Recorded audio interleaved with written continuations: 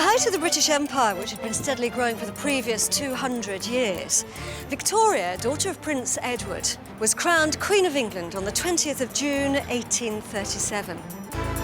Just 3 years later, she married her first cousin, France's Albert Auguste Charles Emmanuel, Prince of Saxe-Coburg and Gotha, later to become Albert, Prince Consort. In a London almost drunk with the power it wielded over the rest of the civilised world, Albert felt constrained by the position of consort, which conferred no official duties upon him. He started involving himself in many public causes. One of his biggest successes was the Great Exhibition of 1851, planned as a showcase for the best and the most innovative exhibits from the four corners of the empire and housed in a giant crystal palace. The event was a runaway success. After expenses, the exhibition made a massive profit of over £186,000. Nowadays, that would equate to tens of millions. Albert was determined to put this to good use and purchased a great swathe of West London called South Kensington, on which was to be built educational and cultural institutions. Nowadays, this is one of the most fascinating quarters of London, and it's become known as Albertopolis.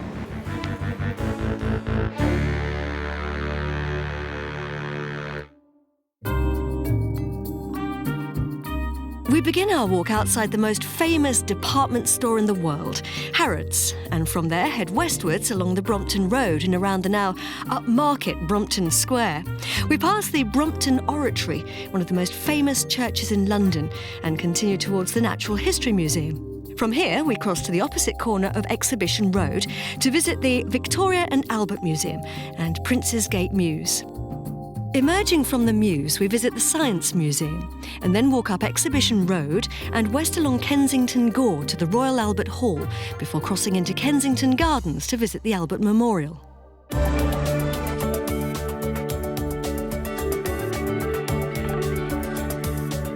Here we are at Harrods, the department store, which marks the easternmost point of our historic walk today, the area known as Albertopolis.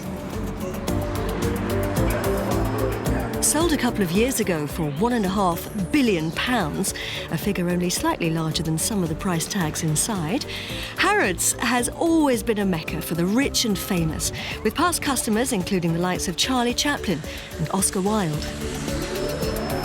A unique feature in Kensington are these raised pavements, and the reason they were built like this was so that the grand ladies could promenade up and down in their finery in their skirts and not get splashed by mud and dirt as the peasants drove their carts through the filthy street below. I'm heading away from Harrods west along the Brompton Road, and this is Nadia Marchant. Nadia is a blue badge guide, and that means she knows everything there is to know about the history of the area. This is an interesting square, Nadia. Yes, it's Brompton Square, part of the Royal Borough of Kensington and Chelsea. And it's like a hidden gem. It was built in the 1820s, a reminder of Georgian England, a bit like Jane Austen England. And you can see an architecture that is opulent. You've got grandeur, and it's very big and airy with its wide windows. And one thing I always like looking out for, especially this sort of 1820 era, is they had white stucco kind of plasterwork up to the first floor. And this said you had money. You had balustrade balconies like wrought iron, because actually the most important part of the house was the first floor. So what kind of people used to live here? Well, to begin with, the well-heeled and the gentry, and Queen Victoria even sent her mother to something very similar in style whilst Kensington Palace was being refurbished. And what about later on as the architectural style changed? Yes, during the Victorian era, we went back to Gothic, sort of a medieval approach to architecture, and we had sort of pointy style buildings again. So this sort of fell out of fashion. And it was then picked up by the Bohemian artists, the thinkers, the writers, and became a very different place to live. And the irony is, of course, nowadays it's right back in fashion again. And how much are they worth? £3 million. Got to have some money for that. This garden's so peaceful, isn't it, away from that busy main road? Absolutely, it was very fashionable at the time. These were private Lockheed gardens, and there are about 300 of them in London. You may have seen the film Notting Hill. Yeah. Hugh Grant and Julia Roberts, they kind of creep over in the middle of the night, one of these gardens, and at the end of the film, they're sort of lying on one of those benches in the background. We're leaving this beautiful Georgian oasis behind and rejoining the hustle and bustle of the Brompton Road. Near the junction with Cromwell Gardens, we briefly check out one of the most famous churches in London, the Brompton Oratory. Continuing west, we discover the three great museums which Albert envisaged all those years ago: the Natural History Museum, the Victoria and Albert Museum, and the Science Museum. Have a look at this dome. This is the neoclassical dome of the Brompton Oratory. It's one of the very first Catholic churches that was reintroduced in Victorian England. Henry VIII, remember, he got rid of all the Catholics in the 1500s. But then, in 1829, we repealed the Catholic Act and you could worship openly again. It's interesting, isn't it? Because it's kind of like the embodiment of the Victorian open-mindedness to religion. So much was happening, so much movement. You had working classes moving in, the mansion blocks being built, and religion on the doorstep.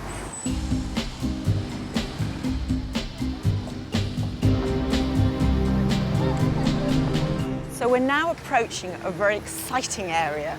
I call this the jewel in the crown because Albert and his legacy is represented here. We've got three main museums, the Victoria Albert Museum, the Natural History Museum and the Science Museum here. And they were created as a result of his vision.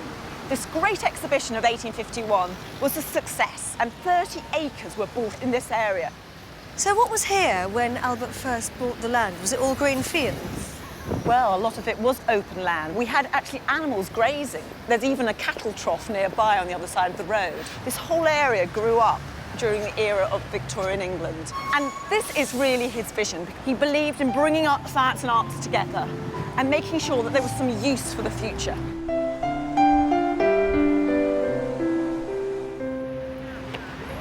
In 1752, King George II opened the British Museum.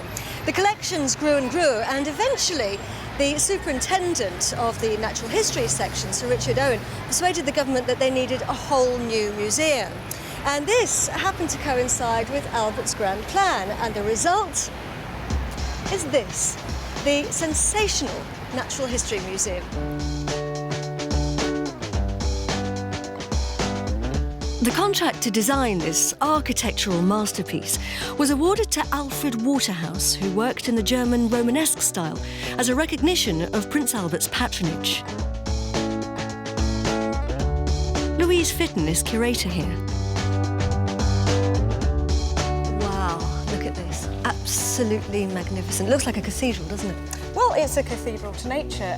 Alfred Waterhouse, the architect, was very into his Gothic revival style. He's also brought in some Romanesque elements like the sweeping staircase as well.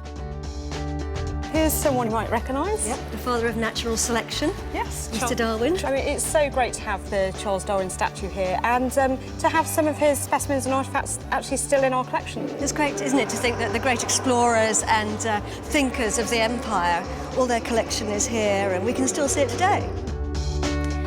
This is the tank room, and you can come down here with a scientist for a guided tour of the spirit collection.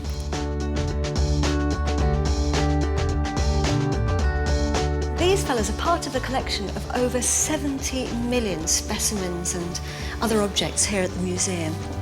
This is known as the spirit collection because these guys are effectively pickled in spirits.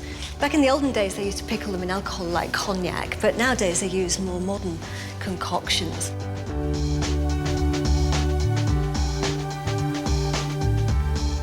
Whoa, he's a whopper. 25-foot squid. Anyone for calamari?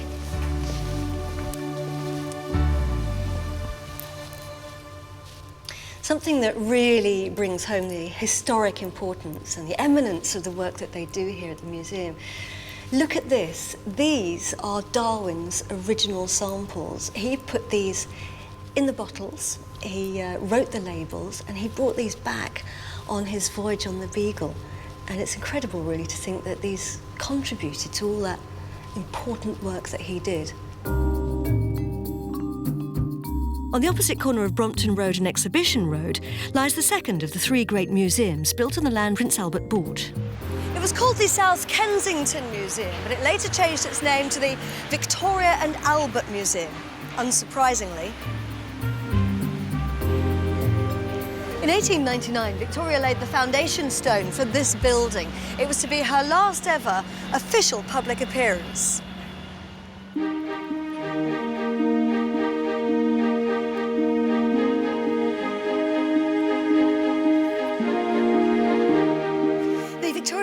Museum is not just about Victoriana.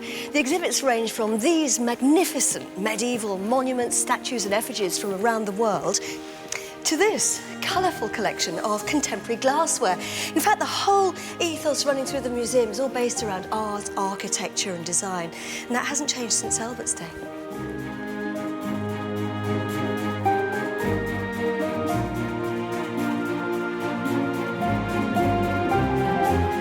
Jessica Osborne is an expert on all things Albert. So why did Albert decide to do the Great Exhibition? Albert was a wonderful man. He was a visionary. There were three main reasons that he had for kicking this whole project into being. The first was to make art available to everybody. It doesn't matter whether you're the elite or whether you're salt of the earth, no difference. The second reason was to educate. And the third reason was that Albert was empire to the core, British to the core, despite his Germanic roots, and he wanted to inspire the English people to create. So the best thing to do, he thought, was put them in an environment of beautiful, inspirational things, to light the touch paper, and so to push progress forward and to up the empire. Hurrah! That's what it was about. So if I was a Victorian lady walking into the Great Exhibition, what would I see? How would I feel? What would the atmosphere be like? Oh, it was intoxicating. 6 million people went between May and October, and it was just gobsmacking. People just kind of went, oh! You know, Lewis Carroll, who wrote, Alice's Adventures in Wonderland, he went and he said it was like walking into fairyland. Wherever you looked, there were pillars, there were glories, there were wonders that exceeded his imagination. He was just dumbstruck. Everybody was. So the exhibition made all this money. Yeah. What did Albert use it for? He took the dough and he invested in land. The key, perfect. Because the whole area that he bought up, basically South Kensington, has become Albertopolis because he bought the land with vision. He didn't just buy it to be posh or buy it to make a nice house. He bought it to put museums and instruments of education and up the empire machinery, if you like, into. He bought it for that reason, and he did it, and it worked. This is the Crystal Palace, which housed the wonders of the exhibition. It was absolutely huge. In fact, you could almost say that in a way the Crystal Palace itself was a kind of exhibit. Some 300,000 panes of glass went into this structure. This was new. This was cutting edge. So what did the exhibition consist of? A plethora of wonders, from the sublime to the ridiculous, over 1,000 exhibits. You entered the exhibition and you could cover, in the space of the exhibition, every single corner of the globe and experience, basically, the best of. It was like the best of Turkey, the best of India, and, most importantly, the best of us. This must have been incredible because, of course, nowadays we're all used to air travel, but back then, people must have got the chance to see something of the globe they never would have seen. That's completely what it was. And there were days that were set aside, especially shilling days, when the poor and the working classes who could not generally have afforded a journey on the train from the countryside into London could go for the day to taste the glories of the world from their world. From the Victoria and Albert Museum, I'm travelling north up Exhibition Road to visit the third of these great emporiums of learning, the Science Museum. But before I do, I'm taking a detour off the beaten track to discover a secret little gem, Prince's Gate Mews.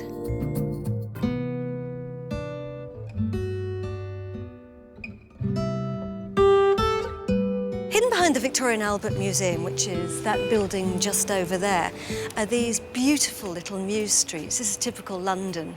These were the stables and the servants' quarters for the grand townhouses which were being built as the area was developed.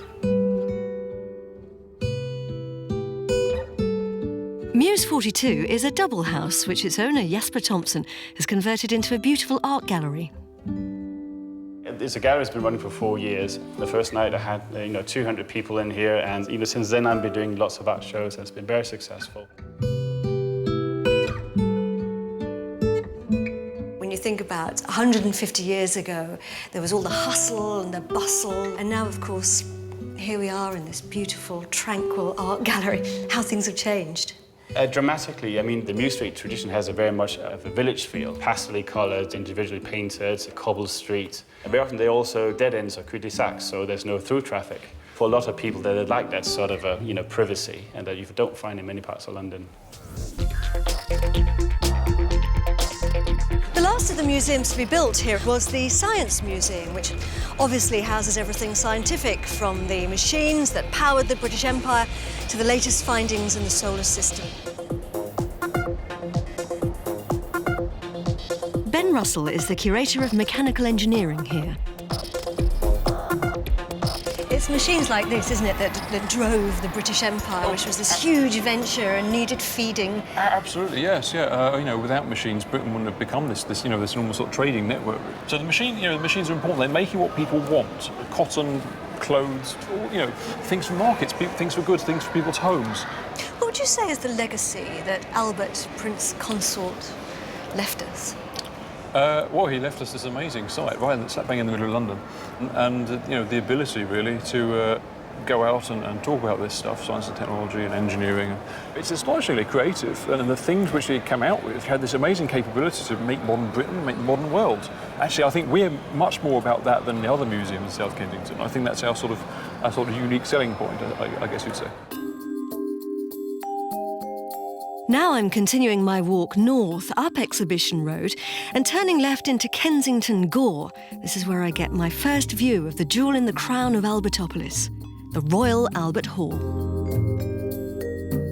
It's amazing that the whole area still feels very much like an educational and cultural centre, even after 160 years, which was, after all, the original idea. David Jordan's been a tour guide at the hall for 20 years. David, what would you say are the defining architectural features of the Albert Hall? I think grandeur, pomp, ceremony, size, biggest round roof in the world. In fact, they made the roof in Manchester and took it apart, reassembled it, put up here with great supports, and then getting everyone to run for it when they took the supports out in case it collapsed, which it did. There's a surprise. The whole thing collapsed half an inch. They loved their ornateness, didn't they, the Victorians? Oh, completely over the top. If they had any space to fill, they filled it with decoration and frilly bits. We went completely over the top in the 1800s. And the frieze is part of that. It was called the frieze of the arts and the sciences. And in fact, above the frieze, which you can probably see up there, they've got a marvellous inscription that goes right round. It starts over there: "Thine be the glory and the power and the victory," and the whole thing. And then over on that side, "And everything that is in heaven and earth is thine." And it goes on and on and on, extolling the virtues, really, of England and its magnificent empire. The whole thing could be paraphrased as "to the glory of the empire, England, Albert, and me, Victoria." That's what it's about, really. I left David extolling the virtues and popped inside for a quick guided tour. So what's very interesting is that Albert actually did have plans to build a concert hall. He did want to build the Albert Hall, and money was put aside for it from the profits of the Great Exhibition, except that he died prematurely in 1861 from typhoid. And when he did die, Victoria took that money and she built the Albert Memorial just across the road instead of the hall. Then it took another 10 years for the hall to be built, and the money was raised from pre-selling seats to subscribers, and that's how they raised the money to build the hall that we're standing in at the moment. It was Victoria, actually, that had to propose to Albert, because she, being the monarch, he couldn't propose to her, so she had to propose to him. Here they are, we can just see them up there. And they went on to have 9 children together, and she was absolutely devastated when he died. And you can see evidence of that here with these A's. There are 13,000 of them all over the Albert Hall. So Albert is really etched into this building, into every staircase, into every rail, and he's just everywhere, because Victoria wanted to see him everywhere she went. Oh, there's love for you. Feels a bit like a bull ring, doesn't it? Is it completely round? It is completely round. You know, apparently the inspiration for it was the Colosseum in Rome. That makes sense. Whilst I was inside the hall, I was lucky enough to chat with some musicians who were rehearsing for a Bollywood extravaganza being performed that night.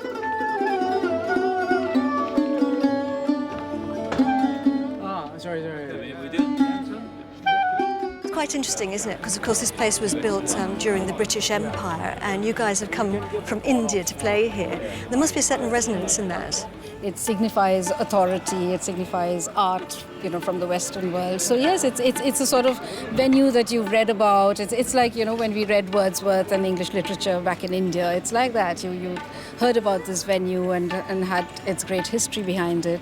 But to be actually here today with our group and to be presenting something which is very specially Asian with Indian music, I think that's really going full circle, as you said. I've been really lucky to play it twice before, and I'm really excited to be here with this production, which is very special.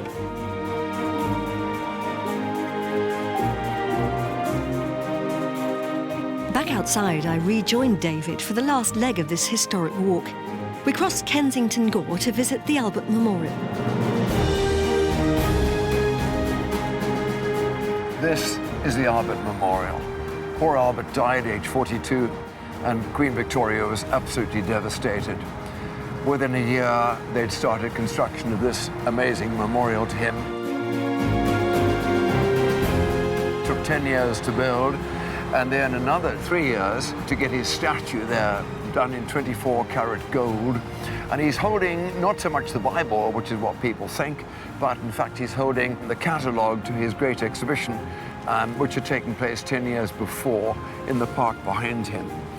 And the whole thing is designed to show Albert in his role as the promoter of industry, of art, of science. The best thing really is in the detail, not just the white frieze at the bottom, but moving up to near the top. They've got these angels all looking very tragic with their hands down to receive Albert's soul. And right at the top, just below the cross, they've got their angels with their hands outstretched, ensuring that Albert's soul goes up to God, to the cross, right on the top.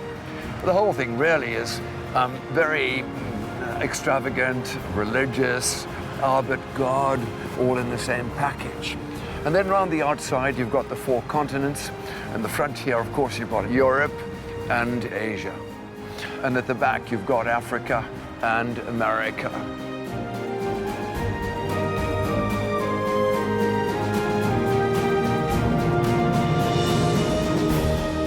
When Albert died, Victoria never really recovered, but she remained dedicated to the work that he'd started, and she made sure that all the construction was completed in the memory of Albert. She also told the British people to go out into the empire and build to the glory of Albert. So we have, for example, Alberta, Canada, and Albert Falls on the Nile. The legacy that Victoria and Albert left behind them was really quite remarkable, and nowhere is it more poignant than here in this little corner of London, Albertopolis.